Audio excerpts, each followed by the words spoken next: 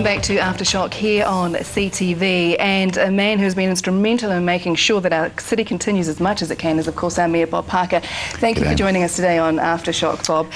You're a Canterbury boy, man. You've lived in Wellington. You'll be well used to a few earthquakes in your time. Yeah, I remember being, growing up here in the city when we had the Earthquake back in the 60s. You were far too young to even register that one, but and that was pretty big, ripped mountains in half and dammed the Buller River and all sorts of stuff. But the savagery and the sharpness of this thing that woke us all up on Saturday morning is unbelievable. I mean, that is the most vivid, savage, vicious, violent damn thing. And, a lot of people were woken up by a really violent action. And for those first few seconds, it's just, it could be anything.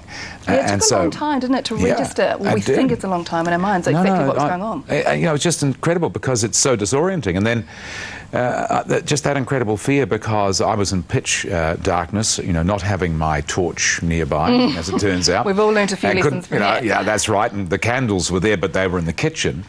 And so I'm trying to get dressed in the dark. I'm trying to find socks and pull some gear on, and it's still in the middle of the quake. And Joe'd gone downstairs just a few minutes earlier, actually, before the quake, because I'd just turned the radio on. We're actually awake. And so I was worried about her, and like everybody, just in that state of, God, this is really the real thing. It's getting worse. It's not going to stop. We got out onto the street in about 5 minutes and headed straight down into the council building downtown. We did a quick circuit. Immediately became apparent the scale of the damage. So you would have been, some of the first people on the scene. We were certainly living in the CBD. Very, very early out into the CBD. I mean, the people had come out of buildings and were in the streets in that area. But of course, we weren't seeing that the picture out in the suburbs was equally dramatic in a different way. The whole liquefaction thing in Hallsville, places like Brooklands we've been out to, and around the east of the city we've been out and had a damn good look at that. And the picture out there is just really, really extraordinary destruction in a way.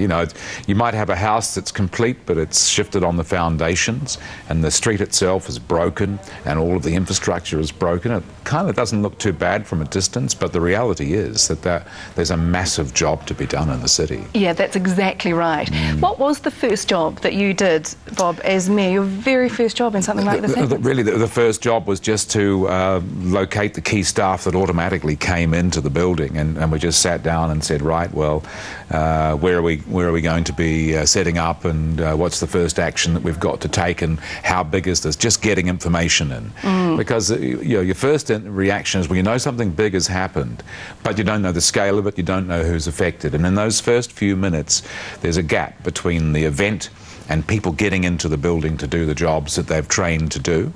But immediately, of course, there were police on the street straight away, so I could go straight to the nearest police person and say, right, connect me into the system, what do you guys know? And so it went on, and we just got the team together and set up the civil defence headquarters for the city, and then, of course, there's the regional headquarters down the road. We started getting information in from sort of geophysical folk to tell us the scale of the event, because once again, like everybody else, was this something that was a gigantic earthquake in Wellington and we were just getting the edge of it, or was it a big earthquake that we were the subject of? And so if it had been Wellington, well, then there's another layer of help that was going to be impossible to get. So it's a big assessment. But look, here's the thing, right? At the end of the day, everybody's doing their jobs, and everybody's doing more than everybody ever has a right to expect.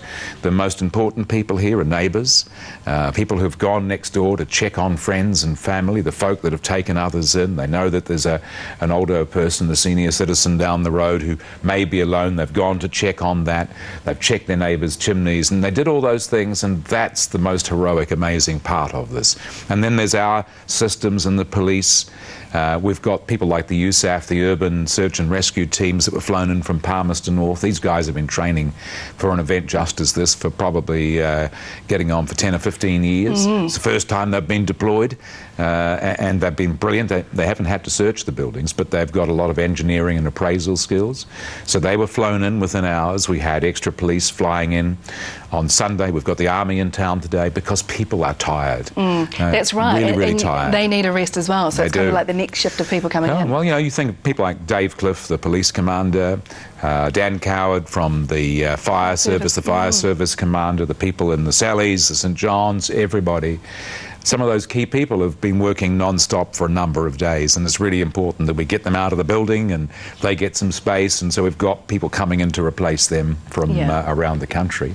You must be very proud as to how all of our emergency services and everybody, all civilians have coped and reacted. I've had people phoning up, you know, from all around the world, right, because they've heard about this, and people, you know, a lot of Kiwis living in the UK, so the BBC's on the line.